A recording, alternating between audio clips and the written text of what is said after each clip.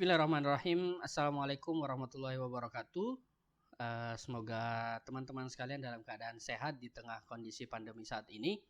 Baik, untuk video kali ini adalah lanjutan dari video sebelumnya berkaitan dengan konsep Object Oriented Programming, khususnya OOP di dalam bahasa pemrograman Hypertext Preprocessor atau PHP. Nah, adapun beberapa video yang akan kita bahas atau beberapa materi yang akan kita bahas diantaranya adalah inheritance atau pewarisan, overriding, final keyword, class constants, kemudian ada abstract class dan method abstract, dan juga ada method dan property static atau metode dan property statis. Oke, yang pertama adalah kita akan berbicara mengenai inheritance atau pewarisan di dalam konsep Object Oriented Programming, di mana inheritance atau warisan di dalam OOP ini adalah ketika sebuah kelas mempunyai kelas turunan atau ketika sebuah kelas diturunkan dari kelas lain. Nah, kalau konsepnya dari sebuah kelas diturunkan dari kelas lain, maka dapat dipastikan atau dapat kita katakan bahwa nantinya akan ada dua kelas dengan dua peran yang berbeda, yaitu kelas anak, child class, dan juga ada parent class atau kelas induk. Nah, konsep OOP di sini yang dimaksud adalah kelas anak ini nanti akan mewarisi semua properti, semua metode publik yang dilindungi dari kelas induk. Termasuk nanti yang bisa diwarisi juga adalah properti ataupun metode yang aksesnya adalah protected. Karena sesuai dengan konsep yang sudah kita bahas di access modifier sebelumnya, protected itu bisa diakses selama yang mengakses itu adalah kelas anak. Oke, jadi OOP sebuah kelas diturunkan dari kelas yang lain dengan konsep pewarisan atau inheritance, di mana ada child class dan juga parent class, dan child class ini akan mewarisi semua properti dan metode publik yang akan dilindungi atau yang dilindungi dari kelas induk atau parent class. Nah, kemudian walaupun dia dapat mewarisi semua properti dan metode publik yang ada, dia juga dapat memiliki properti dan metodenya sendiri. Jadi dia bisa memiliki properti dan metode yang diwariskan dari induknya, namun dia juga bisa memiliki properti dan metode yang dibuat sendiri di kelas anak itu sendiri. Untuk kata kunci yang digunakan sebagai pewarisan nanti akan menggunakan atau didefinisikan menggunakan keyword extends. Jadi misalkan kelas anak dan juga kelas orang tua, maka kelas anak extends kelas orang tua atau kelas induk. Nah, ini contoh programnya di mana ada sebuah kelas fruit di situ dengan ada beberapa properti yang sama seperti soal-soal atau contoh-contoh sebelumnya, yaitu name dan color, dan juga ada function atau method. Di sini menggunakan method construct dengan dua parameter, name dan color. Kemudian ada function intro. Function intro di sini nantinya yang akan diuji coba juga, karena function intro ini berasal dari kelas induknya.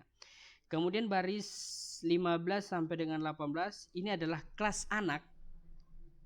Jadi kalau tadi kelas fruit ini adalah kelas induk, maka kelas strawberry ini adalah kelas anak. Anaknya dari mana? Tandanya adalah extend. Kemudian extendnya dari mana? Extend fruit. Artinya strawberry ini adalah kelas anak dari kelas fruit. Nanti di dalamnya ada sebuah metode yang namanya metode message. Oke. Nah, dari contoh program yang ada di sebelah, maka bisa kita katakan bahwa kelas strawberry ini diwarisi dari kelas buah, atau kelas buah mewariskan properti baik itu name, color, construct ataupun intronya ke kelas strawberry. Ini berarti tadi strawberry tadi bisa menggunakan name dan color serta construct dan intro. Kenapa bisa? Karena intro sifatnya adalah public. Intro sifatnya adalah public. Kemudian kelas strawberry juga bisa memiliki metodenya sendiri atau metodenya sendiri, yaitu metode message. Sehingga ketika program ini dijalankan baris 20, 21, 22 ada instansiasi di sana $strawberry sama dengan strawberry. Artinya objek atau instansiasi pembentukan objek dari kelas strawberry, dengan dua parameter ataupun dua argumen strawberry dan red yang akan dikirim. Kenapa ini bisa dikirim? Karena strawberry bagian dari fruit. Jadi dia bisa menggunakan construct name dan dia bisa menggunakan construct color yang ada di kelas fruit. Kemudian strawberry message di sini adalah metode atau fungsi yang berasal dari kelas strawberry, sedangkan intro ini berasal dari kelas induknya. Jadi intro berasal dari kelas induknya, strawberry berasal dari kelas anaknya. Sehingga outputnya karena di sini yang duluan adalah kelas dari anak, maka strawberry message dulu, I'm a fruit or a berry. Kemudian intronya, the fruit name, strawberry, this name. Kemudian the color is this color. Nah, seperti itu. Jadi tanda dari pewarisannya ada di extend. Nah, bagaimana dengan inheritance namun akses yang diberikan adalah protected. Nah, seperti yang kita sudah pernah bahas bahwa protected ini bisa diakses di kelas anak. Jadi kelas anak itu bisa mengakses dari kelas induknya. Sehingga kalau programnya seperti yang dilihat bahwa di situ intronya yang semula public coba kita ganti menjadi protected. Hasilnya adalah intronya itu error. Kenapa? Karena dia tidak bisa memanggil protected. Dia tidak bisa memanggil protected karena protected itu berada di kelas induknya. Kecuali nanti akan kita panggil di kelas anaknya. Nah, seperti itu. Jadi yang tampil hanya message. Kenapa? Karena message ini tipenya adalah public atau ya public. Seperti itu. Nah, bagaimana supaya protected ini bisa jalan? Maka protected ini harus dipanggil di kelas anaknya. Nah, ini contohnya. Jadi di sini ada color dan lain-lain. Ada color, ada name, kemudian ada construct, kemudian protected intro yang tadi masih sama. Bedanya adalah di public message itu ditambahkan this objek yang untuk intronya, sehingga nanti intronya inilah yang akan mengeksekusi berdasarkan protected tadi. Seperti yang sudah dikatakan di hak akses yang pernah kita bahas, bahwa ini bisa diakses di kelas turunan, tidak bisa di luar kelas. Sehingga new strawberry, strawberry red ini diakses, kemudian message. Message ini berarti dia mengeksekusi message yang ada di sini, I'm a fruit or berry. Kemudian setelah message berry, dia memanggil dari intro. Kenapa dia bisa manggil? Karena strawberry extend dari fruit. Maka intronya isinya adalah the strawberry and the color is red. Nah, seperti itu. Bisa dipanggil selama yang manggil adalah kelas anaknya untuk protecting. Oke. Kemudian untuk overriding ini adalah metode yang diwariskan, di mana metode tersebut dapat didefinisikan ulang, namanya sama, dan juga di kelas anak. Contohnya yang mana? Kalau kita lihat di sini, di baris 9 ini ada function intro, kemudian di baris ke 21 ini ada function intro juga. Letak overridingnya di mana? Sama-sama menggunakan nama intro, nama kelas, nama metodenya dibuat ulang dengan nama yang sama. Bedanya adalah kalau yang di kelas induknya itu cuma ada name dan color, di kelas anaknya yaitu di kelas strawberry ada name, color, dan weight. Dia menambah satu parameter atau menambah satu argumen. Sehingga ketika nanti dipanggil, yang dipanggil adalah intro yang dari strawberry, maka intro yang dari strawberry yang akan jalan, di mana the fruit is strawberry, sesuai dengan nama parameternya, argumennya. Kemudian the color is red, sesuai rednya juga sesuai dengan apa yang ditulis. Kemudian and the weight, beratnya adalah 50 gram.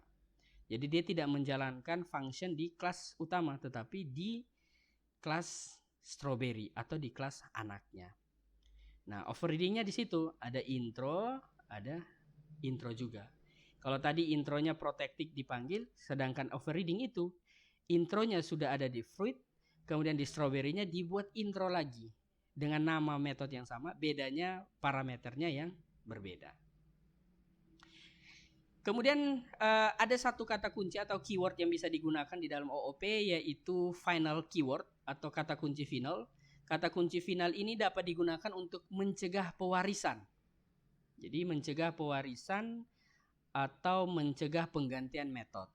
Nah, untuk konsepnya final class fruit, jadi final itu ditaruh di depan class fruit, artinya class fruit ini tidak akan memberikan pewarisan. Di mana ketika kita lihat di baris 7 kelas strawberry, ya, di sini mencoba untuk strawberry ini extend dari fruit, namun muncul errornya adalah kelas strawberry may not inherit. Nah, tidak bisa mendapatkan warisan atau diwariskan dari final class. Jadi seperti itu. Jadi untuk mencegah adanya pewarisan dari final class. Sehingga kelas strawberry ini walaupun di sini extend fruit, tapi karena fruit di atas itu sifatnya final, maka tidak bisa diwariskan, baik itu properti ataupun metodenya. Nah, ini contohnya. Sama, cannot override, mencegah override, yaitu dari fruit tadi. Ini kalau yang tadi kelasnya ini dari metodenya. Jadi metode function intronya itu yang dikasih final, di mana ketika dipanggil di bawahnya muncul error, cannot override final method. Jadi tidak bisa mengoverride method yang tipenya final di atas untuk intro. Oke. Untuk pembahasan selanjutnya adalah kelas konstan. Konstan ini artinya tidak berubah atau tetap. Biasa kita sering menyebutnya dengan istilah konstanta, tidak dapat diubah setelah dideklarasikan. Biasanya digunakan untuk nilai-nilai yang akan digunakan dari awal sampai akhir, seperti nilai pi dan seterusnya. Kemudian kelas konstanta ini dapat berguna ya tadi untuk mendefinisikan data konstan dalam sebuah kelas. Untuk mendeklarasikannya maka kita butuhkan sebuah keyword. Keywordnya apa? Keywordnya const. Nah, konstanta ini peka terhadap huruf besar kecil. Jadi kalau pakai huruf kecil ya panggilnya huruf kecil, pakai huruf besar ya huruf besar, kalau kombinasi ya dikombinasikan. Namun disarankan untuk memberi nama konstanta dengan semua huruf besar. Kenapa? Untuk memberitahu kita sebagai programmer misalkan nanti dalam membedakan mana konstanta mana variabel. Nah, akses konstanta dari luar kelas ini dapat menggunakan nama kelas diikuti dengan operator titik dua ganda, kemudian nama konstantanya. Contohnya, di sini ada nama kelas goodbye, kemudian nama konstantanya living message. Kemudian ketika kita ingin menampilkan echo menggunakan script PHP, goodbye ini adalah nama kelas. Kemudian di sana ada titik dua ganda dan juga nama konstantanya living message. Jadi outputnya seperti yang ada di dalam living message-nya itu. Thanks you for visiting our website. Jadi cara untuk mengaksesnya yaitu dengan nama kelas dulu, titik dua ganda, baru living message. Nah, kalau misalkan yang mau diakses itu dalam kelas, maka bisa konsepnya sama, hanya yang berbeda adalah menggunakan kata kunci self. Jadi kalau tadi untuk aksesnya nama kelas titik ganda living message atau nama konstantanya, maka kalau mau aksesnya dari dalam kelas, nama kata kunci self titik dua ganda kemudian nama konstantanya. Misalkan di situ kita punya kelas goodbye, ada konstanta living message, kemudian ada function di situ bye bye. Nah, panggilnya gimana? Self titik dua living message. Jadi ketika kita instansiasi menggunakan goodbye dan memanggil metode bye bye, maka yang muncul adalah yang di dalam metode bye bye ini. Caranya dengan menggunakan keyword self diikuti dengan living message sebagai konstanta. Oke. Selain daripada kelas dan metode, ada juga istilah kelas dan metode abstrak. Jadi kelas dan metode abstrak ini adalah ketika kelas induk memiliki metode. Ya, jadi kelas induk ini punya metode, tapi dia butuh kelas turunan untuk tugasnya. Jadi mau nggak mau dia harus membuat kelas extendnya. Sehingga kalau kita buat kelas abstrak, paling tidak berisi satu metode abstrak juga. Jadi satu kelas abstrak ini harus berisi satu metode abstrak juga. Metode abstrak ini yang nanti akan diisi tugasnya di kelas turunannya. Metode abstrak metode yang dideklarasikan tetapi tidak diimplementasikan dalam bentuk kode. Dia cuma menggambarkan kalau nanti ada metode ini. Nanti yang diimplementasikan kodenya adalah di dalam metode anak, di dalam kelas anaknya. Deklarasinya atau definisinya menggunakan sebuah keyword yang namanya abstrak. Ini contoh programnya. Di sini ada abstrak class. Kemudian di sini ada abstrak method yang tadi bahwa setiap kelas itu harus memiliki satu buah abstrak method, di mana abstrak method yang dibuat di sini intro. Kemudian intro tersebut inilah nanti penugasannya ada di kelas-kelas anaknya. Kelas-kelas anaknya, misalkan kelas Audi extend car. Nah, Audi dari kelas induk car. Di sini ada intro. Intronya apa? Intronya baru diisi dari abstrak method intro tadi, didefinisikan atau dibuat di dalam kelas Audi. Begitu juga dengan Volvo, begitu juga dengan Citroen.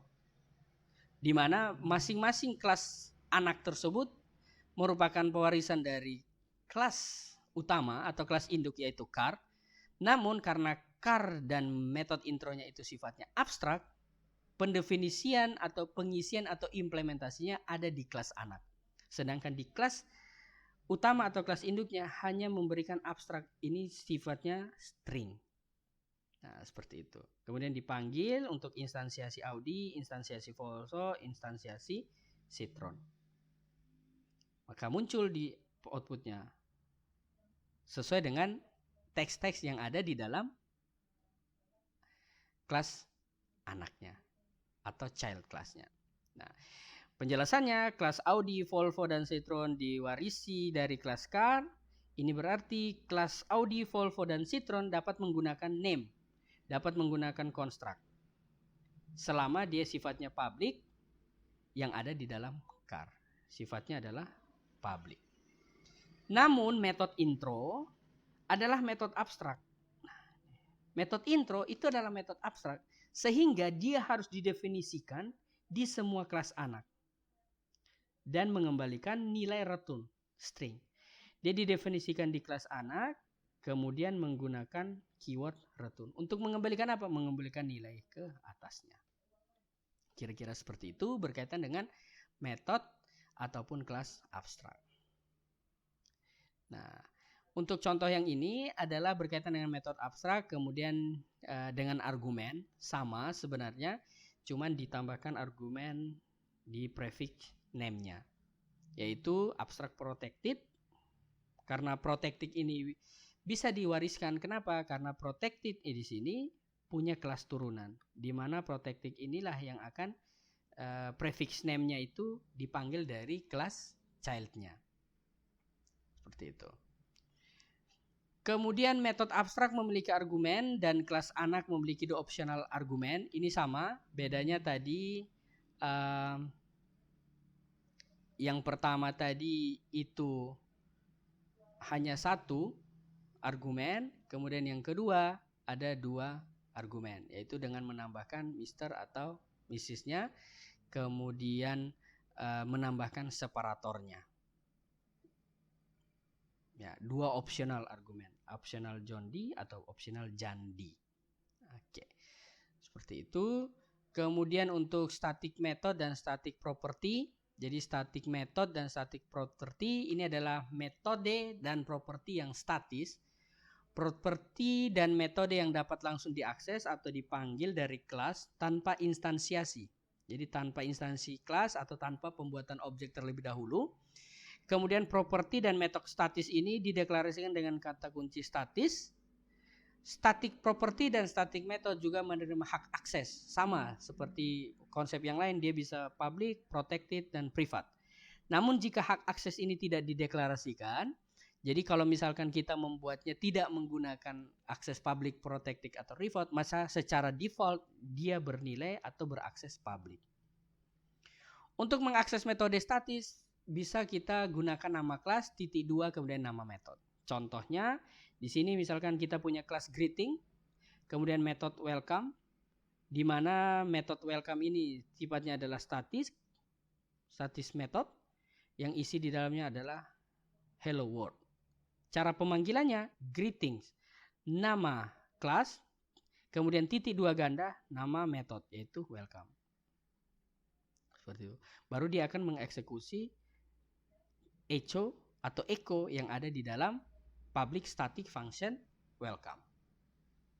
Nah, sebuah kelas dapat memiliki metode statis dan non statis. Jadi metode itu bisa punya metode statis dan non statis. Kalau tadi yang statis ya tidak perlu ada instansiasi, tidak ada new, tidak ada kata kunci new yang muncul. Kalau menggunakan non statis berarti ada kata new yang muncul dari sana. Nah, metode statis ini dapat diakses dari metode kelas yang di kelas yang sama menggunakan kata kunci self dan titik 2 ganda. Kita punya kelas greeting, di dalamnya ada dua metode. Metode statis untuk welcome yang isinya hello world, kemudian metode construct non statis yang jenisnya adalah konstruktor dengan pemanggilan menggunakan kata kunci self, titik 2 dan welcome. Kemudian pemanggilannya menggunakan instansiasi objek, new greetings. Maka dia akan menjalankan greeting ini, menjalankan welcome yang ada di dalam, yaitu output hello world. Sedangkan properti statis ini dapat dipanggil secara langsung tanpa membuat turunan dari kelas. Kemudian properti statis dapat dideklarasikan dengan kata kunci statis.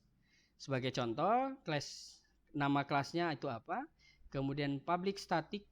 Jadi properti static ini diberikan keyword statis di depannya. Kemudian kita berikan sebuah string misalnya. Properti statis dideklarasikan dengan kata kunci statis juga atau static. Nah, untuk mengakses properti statis yang digunakan adalah nama kelas, kemudian titik 2 ganda dan nama properti. Jadi nama kelasnya, kemudian nama propertinya. Seperti itu. Yang penting ada titik 2 ganda. Ini contohnya, misalkan kita punya kelas P. Di dalamnya ada sebuah properti yang variable value dengan nilai 3.14159. Kemudian bagaimana kita mengambil get static propertinya? Maka echo untuk menampilkan P nama kelasnya, titik 2 ganda kemudian value. Maka yang muncul adalah 3.14159. Kemudian sama seperti metode tadi, kelas itu juga dapat memiliki properti statis dan non statis. Properti statis dapat diakses dari metode di kelas yang sama, yang juga dapat menggunakan kata kunci self dan titik 2 ganda. Kalau tadi self titik 2 metode, yang sekarang self titik 2 ganda, kemudian diikuti dengan nama propertinya. Jadi static value 3.14159, functionnya static value. Kemudian di dalamnya ada return self value. Nah, yang penting ada instansiasinya. Nah, seperti itu. Kemudian yang berikutnya untuk memanggil properti statis dari kelas anak, yang digunakan adalah kata kunci induk atau kata kunci parent. Jadi kalau tidak ada anaknya pakai kata kunci self. Kalau properti yang diakses itu dari kelas anak, maka kita menggunakan kata kunci parent. Contohnya di mana? Ada di baris ke-8. Jadi di sana ada kelas P dengan value-nya 3.14 dan seterusnya. Kemudian ada kelas X, di mana X ini extend dari P, extend turunan dari Pi yang mempunyai sebuah metode X statik, namun pemanggilannya atau pengembalian nilainya adalah dengan menggunakan parent titik 2, ya kata kunci parent atau kata kunci induk, titik 2, kemudian value-nya apa. Value ini dari sini. Echo X titik 2 value. Jadi kalau echo X seperti ini berarti dari turunannya, sedangkan yang dari bawahnya X statik berarti dari kelas induk yang dipanggil. Makanya outputnya ada dua, satu dari kelas turunan, satu dari kelas induk, atau pengaksesannya satu dari akses kelas utama, satu dari kelas anaknya. Oke, itu pembahasan lanjutan berkaitan dengan konsep OOP. Terima kasih atas perhatiannya. Jika ada pertanyaan bisa dituliskan di kolom komentar atau bisa bertanya langsung melalui grup WhatsApp ataupun grup Messenger yang lainnya. Saya akhiri. Assalamualaikum warahmatullahi wabarakatuh.